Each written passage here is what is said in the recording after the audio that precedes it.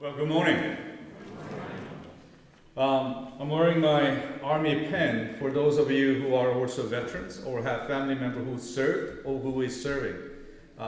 What a great day to coincide this great event. Those of you who know me knows that I will do anything for two individuals in my life, and that is my mother and my mother-in-law.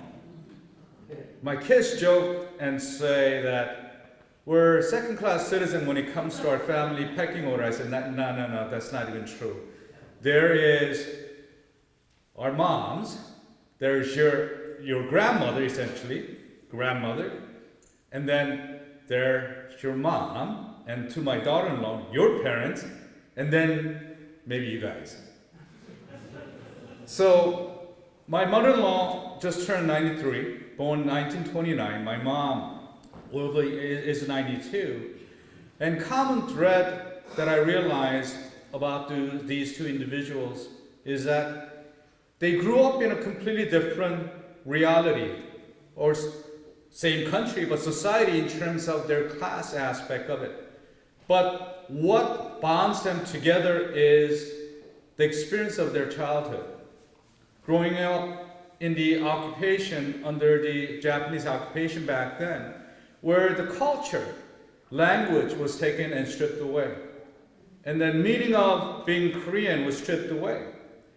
And how they struggled through that. And then experiencing that for my mother-in-law, reestablishing that in Canada, and for my mom in Southern California. And then what I realized is that we are who we are, not because we're somehow smarter than others, but it is because of those who have struggled, suffered for this generation. We still have a long ways to go when we look at our community. My mother-in-law, we just recently moved back to Korea because she said, I want to be buried there. That's the land that she remembers. And my mom, being jealous, says, well, how come you're better to your mother-in-law than... That's a completely separate story. But my mother-in-law quoted, she's an avid reader, quoted someone I couldn't find exactly where it attributed to. But the aging is not a loss of youth, but stage for opportunity and growth. She says, at 93, she says she's still learning and growing. She was so proud when she realized how to use a smartphone versus a flip phone. And then, of course, my mom had to get one. And then that's her pride, telling her friends, oh, you don't have a smartphone? Let me show you. But what I recognize is that those who are featured in this documentary is what made Buffalo. Even in the midst of good, bad, and ugly. Individuals like Yvonne, who kept the community together, who brought the community together, who cried and laughed and prayed for the community. Without them, our organization wouldn't exist. Without her, our legacy wouldn't exist.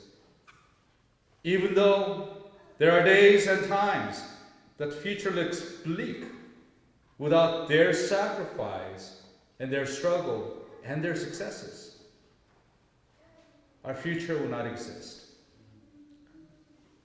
This is a monumental moment not for community action organization, but when we're looking at storytelling of our community, first project we wanted to do was about our senior citizens. Ageless Wonders. When the name came up, I'm like, that is perfect. And I am honored and humbled by your sacrifice, Yvonne, and all of our Ageless Wonders and our senior citizens in our community.